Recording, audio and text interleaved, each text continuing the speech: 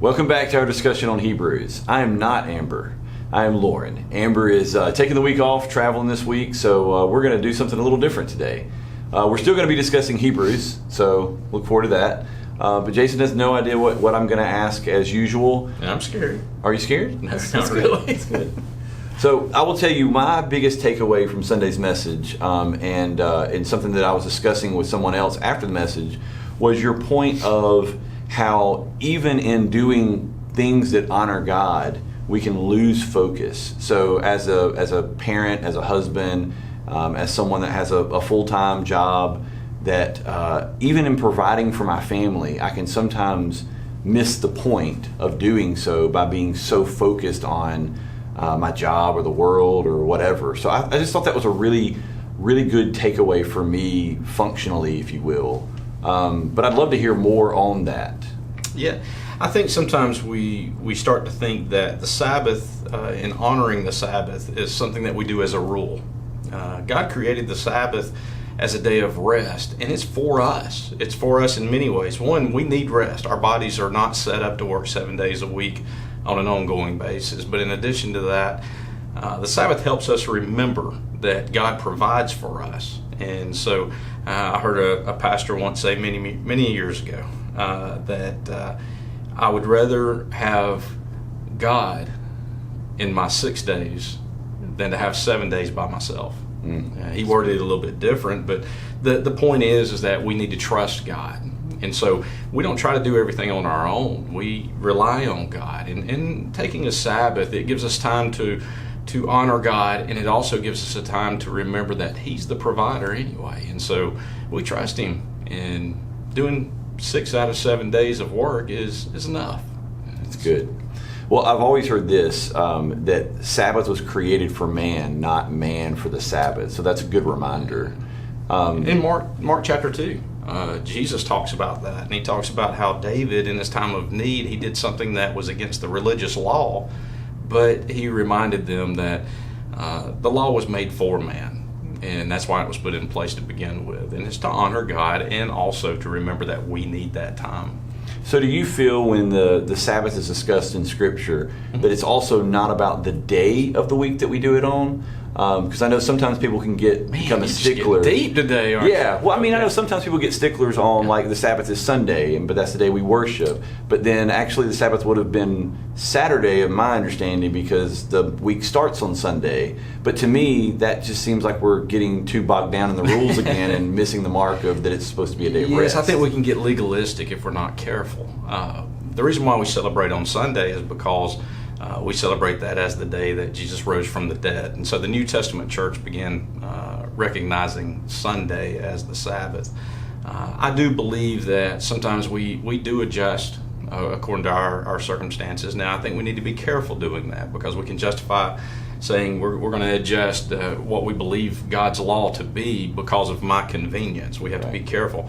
But as an example, ministers, we work many times all day on Sunday, and sometimes it's our longest day of the week. Right. I mean, some people say we work 2 hours on Sunday, but trust me, we work a lot more than that on Sunday.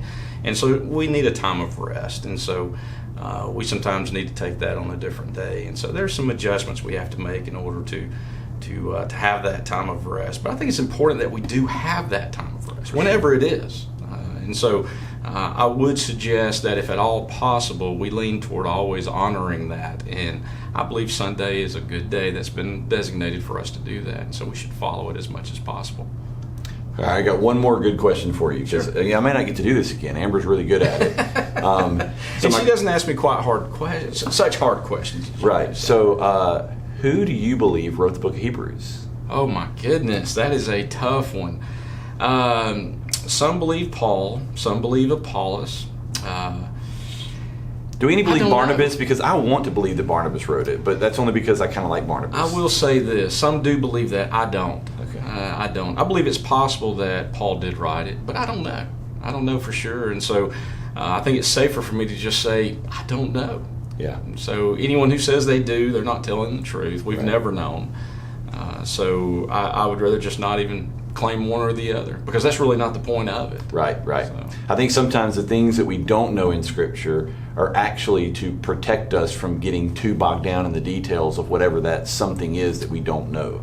Yeah, we do know this. From the beginning of the canon, it was believed that this should be included as part of the Scriptures, and it was believed that it was God-breathed. And so I don't believe there's any reason we should question that now, and it does support everything that we've seen in the teachings of Jesus.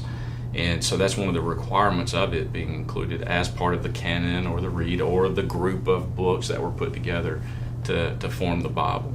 Great. Well, what about this week? What can we look forward to this week? This week we're going to be reminded that Jesus is our high priest, and several things are going to come out. One, we're going to be reminded that Jesus suffered, much like we suffer, and that he conquered death, and he is now our high priest. We have no reason in order to rely on priests to present our sacrifices. He's done that once for all.